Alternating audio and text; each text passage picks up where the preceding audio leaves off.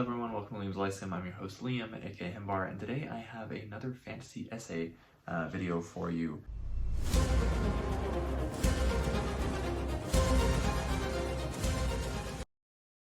So this is a series of videos I've been doing for a few months now. I started with J.R. Tolkien's On Fairy Stories, then I went through From Elfland to Poughkeepsie by Ursula K. Le Guin, then Magic Systems Aren't Magic by D.J. Butler, Epic Pooh by Michael Moorcock, and then the last one I did was The Best Introduction to the Mountains by Gene Wolfe. So this time around though, I'm doing another one that's very different from the rest, and I wanted to do this one for a few reasons, but I'll tell you what it is first. It is Monsters and Monster Lovers by Fritz Leiber. Now this one is about monsters, obviously, and I thought, well, really what I wanted to do was I wanted to talk about something that Fritz Leiber wrote, because I'm a big fan of Fritz Leiber, and but then I was also like, oh well, this can be my excuse for posting it, because it's spooky month, and apparently I'm obligated as a booktuber to talk about spooky things. I don't actually believe that, but that's just a secondary thought, really. So I read this in this version of Swords and Ice Magic by Centipede Press, which just released this year recently. It is in the very back, is the last thing in the book, and it is also available in some versions of Fought for Me, which are highly collectible. I don't have a copy of, I love, and then also in the Book of Fritz Leiber. I think that's the best place you could probably read it. Now, what I would actually suggest is you go and listen to it, because you can find the original address from the 1964 WorldCon. WorldCon 22, Pacificon 2 specifically, and Fritz Leiber gives his address. He's actually a pretty good speaker, and it is on YouTube. I will try to remember to link that below, so you can just go and listen to this talk of sorts. So, excuse me, so at the beginning of this, he actually goes over his favorite monsters like Frankenstein, Mr. Hyde, some of Lovecraft stuff, Vogt's Black Destroyer, Svengali, Quasimodo, King Kong, among many others, and he gives reasons kind of why he likes them. They're very pithy remarks for each one. I believe he mentions McCarthy in the recording, but not in the text version, which is funny. But then he, after listing some, he says, quote, "Yes, I love monsters. They have all at times scared me breathless, and even now, although they are numbered among my dearest and best understood friends, they can still give me a friendly chill on lonely dark evenings when the mind is free." And then he gives a few more examples. These ones specifically are very tongue-in-cheek. Here's an example. He says, "Cthulhu, Lovecraft's gigantic non-Euclidean undersea sleeper, who broadcasts thrilling dreams to bored humanity and made the Pacific Ocean a less lonely vastness." So then he gets kind of into the nitty-gritty of the idea of monsters. I mean, if you've read Leiber, the monsters are very big in just about everything he writes, right? He writes a lot of sci-fi, writes a lot of fantasy, specifically sword and sorcery, and he writes a lot of horror, and he uses monsters in just about all three of those genres, which I guess we could umbrella term as speculative fiction. So he says, "Let's get down to definitions and give the essence of the creature under discussion. A monster is a symbol of the secret and powerful, the dangerous and unknown, arousing dread and curiosity, exaltation and frightened laughter. An old geographer looks at the large blank space of his finished map and inks in, 'Here be monsters.' Perhaps his imagination is stirred, and he draws a little picture of something. A Lovecraft peoples with monsters, alien planets, and dimensions. A Poe lifts from the equally unbounded darkness of the mind a William Wilson, a Metzengerstein, a House of Usher, a House of the Crowd, or a Man of the Crowd, rather, or an Imp of the Perverse." So he's basically talking about how monsters symbolize the unknown, and they actually have 1,000 meanings, right? They can be fascism or alcoholism personified, among, lots of other things, obviously. Then, of course, there's types of monsters. Specifically, he talks about like shape changers, for example, which hit close to home because in some ways they are human, right? And then there's those monsters that are obviously human, in reality. That there's something there's something about them, right? And that is that they are deviant, they are schizoid, they are unique, one of a kind. They are the embodiments of individualism, he says, and crippled in some way, whether that's physical or not.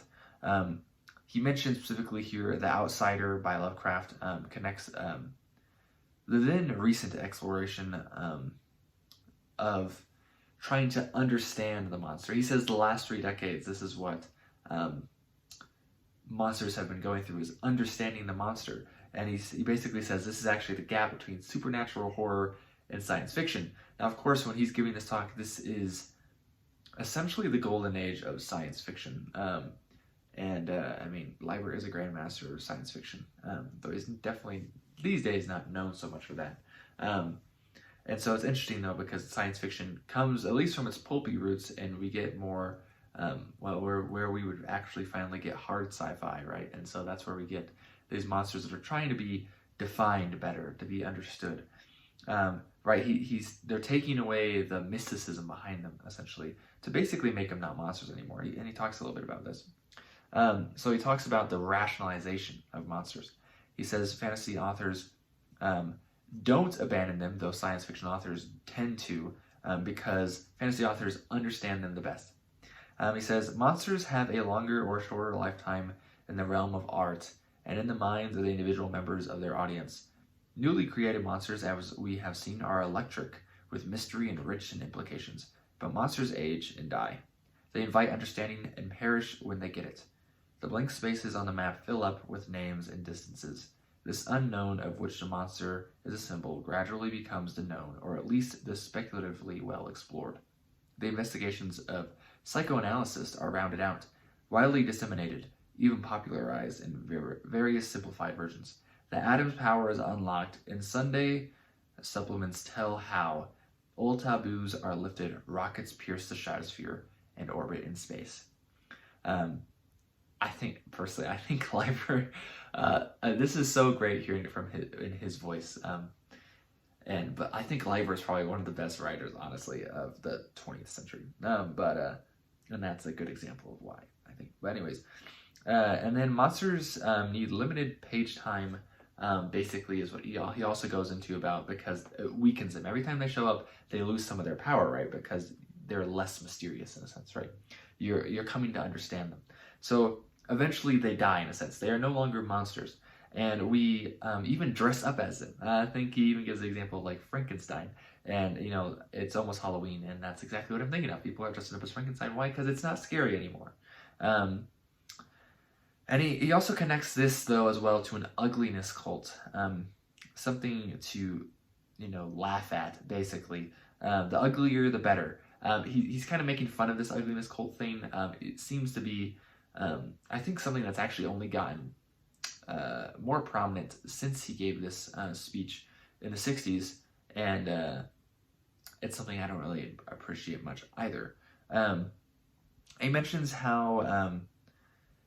also, how in real life, if there are more monsters in real life, basically, then you'll be less interested in monsters, essentially. As the interest will ebb and wane, or ebb and flow. It'll wane and wax.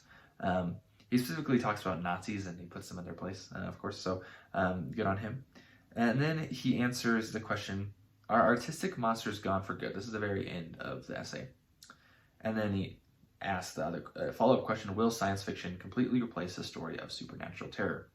And he gives a great answer, and I'm only going to quote part of it here. He says, the chances are that the monster as an artistic creation will live as long as fear in the unconscious mind in man's multiple selves. For so long as man progresses, the area of the unknown will continue to grow, both inside and outside of the mind, and wherever the unknown is, there will be monsters. I just love that image he's playing with of a map. He brought it up 3 times. He brings it up at the beginning, in the middle, and at the very end. Right, here there be monsters, or here be monsters.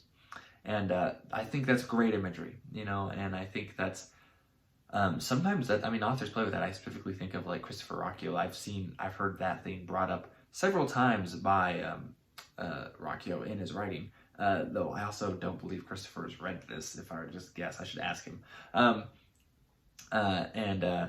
But anyways, I like this one a lot. It's really simple in some ways, but I mean, Leiber is a master of the monster. And I've just, I mean, you have to read it.